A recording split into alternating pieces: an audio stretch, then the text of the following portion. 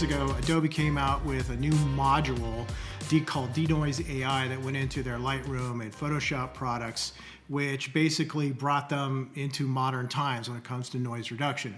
There's been a lot of other products out there like Topaz and DxO and some of the other ones that did noise reduction far superior to what was already in Lightroom. In fact, in my opinion, the manual Lightroom noise reduction was just horrible. Anything above about 3000 ISO, it turned to mud, in my opinion. So I'm glad to see that they're finally getting on board. Now, whenever something comes out new in the photo world, whether it's software or equipment and cameras and lenses and whatnot, there's just a flurry of YouTube videos on the subject. And in this case, that was no exception. I've waited a couple weeks. I've wanted to play with it and look at it, see what other people are doing with it, and make my own judgments based on that.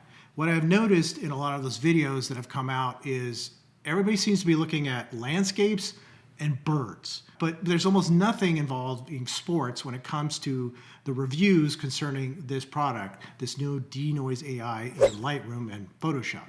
So with that, I'm going to address it. As a sports photographer, I'm concerned about photos of people under low light conditions, very high shutter speeds. Do their faces look good? That's very important to me as a sports photographer. I'm also concerned about how well does this new Denoise AI module work when you're doing bulk processing, more than just one or two images, which nobody seems to be talking about. But that's important to me as a sports photographer because I post galleries well over 100 images sometimes. So with that, let's take a look at it, and I'll address some of those issues and things I see as a sports photographer using that new Denoise AI in Lightroom. And at the same time, I'll compare it to Topaz Denoise and DxO RAW 3s. Two products I think are very good and probably top of the heap when it comes to plugins. Let's go.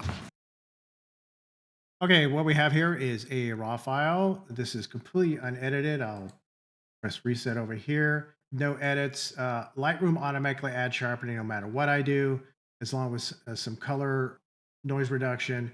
Let's just, I'm going to turn those off just to get the full ride, everything nice and clean. The only thing we're going to leave here is the test shot, and we're going to convert this over to the camera matching. In this case, I like to use standard.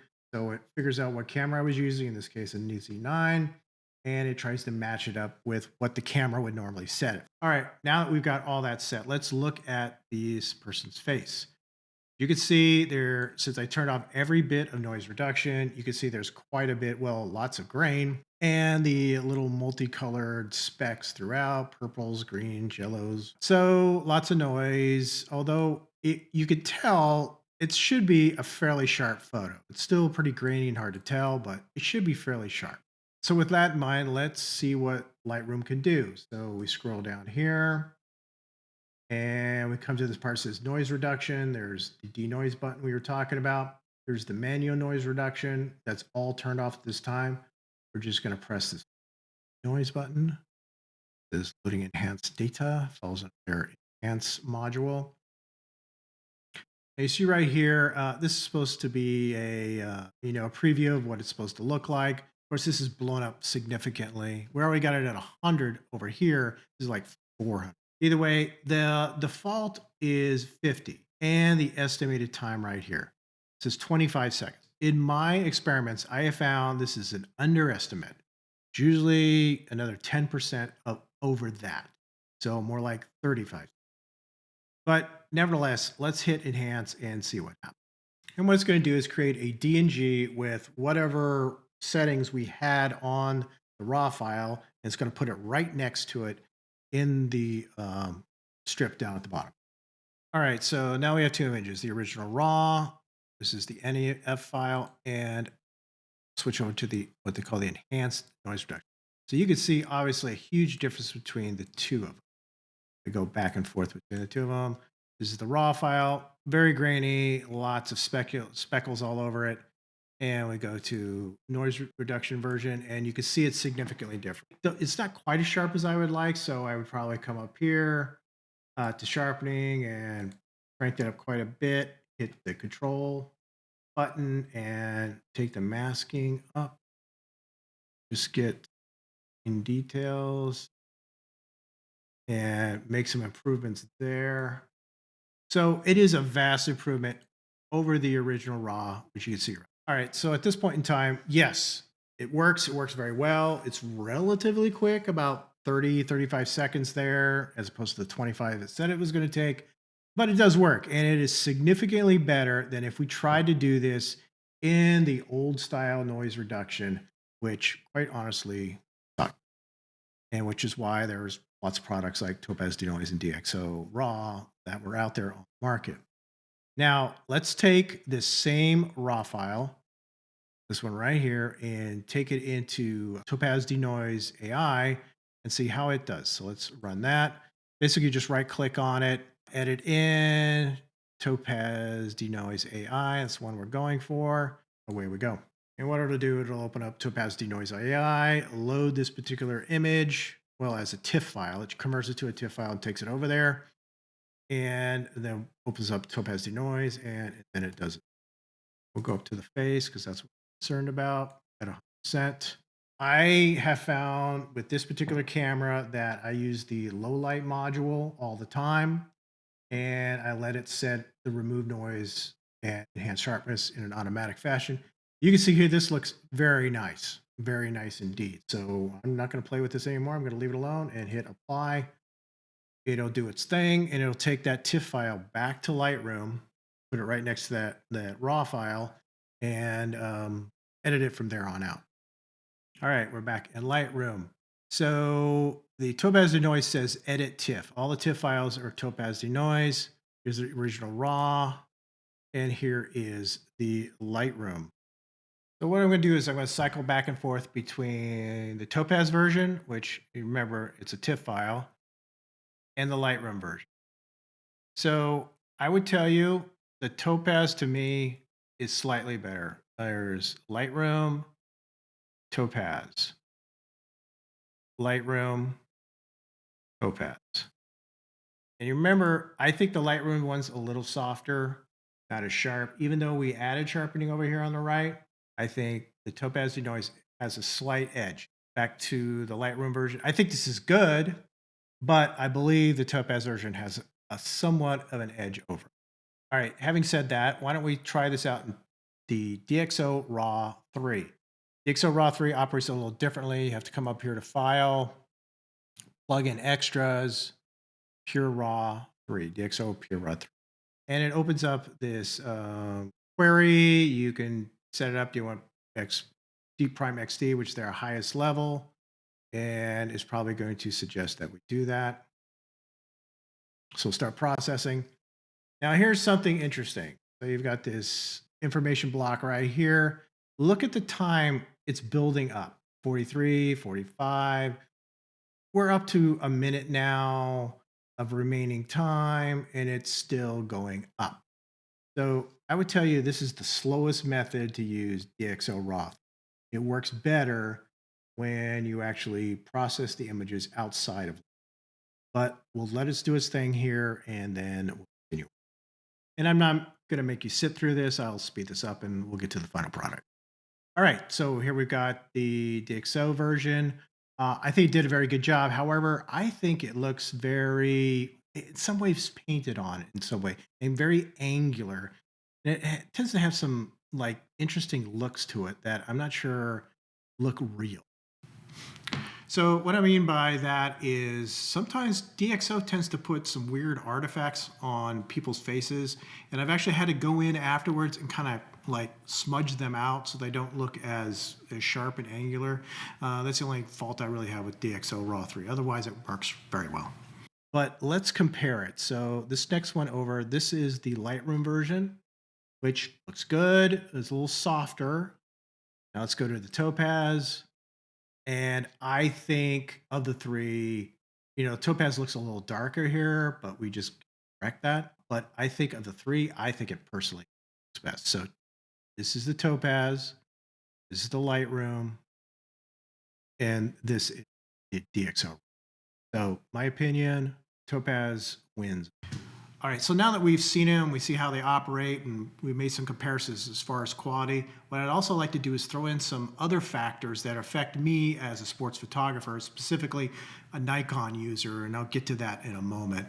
All right, so now that we've looked at how it works and made some comparisons on quality, let's run down some other features and reminders about how these three compare to one another so you can make a decision if what you've got will work or if you should go out and pursue other software.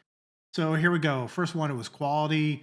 We already ran through this. In my opinion, Topaz Denoise AI was number one, followed closely by Lightroom Classic Denoise. In fact, they were extremely close. You had to really pixel peep to pick out the two of them.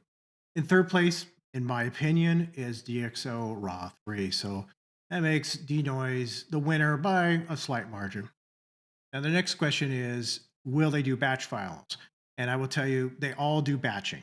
The question is, how do they do the batch? So first of all, Lightroom Classic will do it inside the program and does it just fine. Produces the DNG files right then and there. It just adds it right next to the original RAW file, no problem. Now, the other two will allow you to act as plugins inside of Lightroom. However, I have found that they are more effective when they are done outside of Lightroom, more effective and efficient, at least when you're doing large batches. I want to interject right here at this point in time that although it does do batching files pretty well, on my computer at least, there were some limitations. For example, in Topaz Denoise DxO Raw, I could throw over 1,000 images into that software and it'll do them all. It'll take a long time, but it'll do them all. It'll just soak up over 1,000 images, no problem. When I try to do the same thing in Lightroom Classic Denoise AI, the whole program locked up at 1,000 images. I reduced it down to about 400 images, and then it worked fine. So if you're batch filing a lot of photos, this might be a factor. The other issue is when Lightroom does this, it puts it right next to the original RAW, right? So now you have double the amount of images in your strip at the bottom. So then you have to deal with that. How do you handle that? Ultimately, what I did was I tagged all the originals and had Lightroom just remove them. They were still in my file folders on my computer. I just had them pull them out of that gallery in Lightroom so I could just manipulate the ones that had been gone through the denoise process. Let's talk about processing time in seconds. Lightroom Classic Denoise, I ran 10 images through it. It averaged 33.4 seconds an image. The same 10 images were put through Topaz Denoise and DxO Raw. Topaz Denoise was 16.8, so about half the time of the Lightroom Classic. DxO Raw 3 was about 30 seconds, so almost the same as Lightroom Classic and almost double of the Topaz Denoise. So in this case, Topaz Denoise takes the lead in this regard. Definitely, if you're doing huge batches and processing of the three, Topaz Denoise is probably the way to go. So camera settings, what do I mean by that is if you take your images, your raw images into Lightroom Classic, it'll recognize that it's a Nikon Z9. Topaz Denoise, DxO Raw, not as much. DxO Raw, to a limited extent, it does some optical processing. Topaz Denoise completely ignores it completely. So, of the three, I would say definitely yes to Lightroom Classic Denoise AI. A qualified no plus for DxO Raw. So I'll give it to Lightroom Classic. As far as processing JPEGs, question I get when I first start talking about this with some other folks in forums is, will it process JPEGs? So let's go through that. Lightroom Classic Denoise does not process JPEGs, at least at this time. They claim they will later on, but right now they don't. Topaz Denoise AI does, and DxO Raw 3 does not. So if processing JPEGs for noise reduction is important to you, then Topaz Denoise is the problem. As far as auto sharpening, I would tell you right now, Lightroom Classic does not. The other two do. In fact, I really like the Topaz Denoise sharpening. In the example we showed you, the DxO Raw, I thought it kind of overdid it. So it does it, but I think it overdoes it to a certain extent. Lightroom Classic does not do auto sharpening. You have to add it yourself. Not a huge deal, but in this case, got to give it to the Topaz DxO Raw, though I prefer the Topaz product. And lastly, and this is really only a big thing for those of us who own Nikon Z9s, Z9, the files for raw files come out of the uncompressed ones are about 60 megabytes. They're really huge. They also have something called lossless compressed, which when you use it is about half the size. The images are half the size with the same quality. So it's kind of a big deal if we can use it across all our software. Well, Lightroom Classic does process those lossless compressed files. However, Denoise does not, while DxO Raw. So in this case, Lightroom Classic, DxO Raw come out on top. So I think the basic point I want to try to make here is if you already have Lightroom Classic and you've upgraded it, include this, I don't think you're missing out. I don't think you need to run out and buy these products. I mean, these products were produced, Topaz DxO, because Lightroom did a crap job, frankly, as far as high ISO noise reduction. So if you have Lightroom already, I don't think you necessarily need to run out and buy these other products. However, if you do have them, keep using them. I will tell you for a fact that I will probably keep using Topaz Denoise because it's faster and it handles batch filing better, and I like the sharpening that it does. So take it as it is. All right, everybody, appreciate you coming by, checking me out. Be sure to hang around for more videos, and I'll see you next time.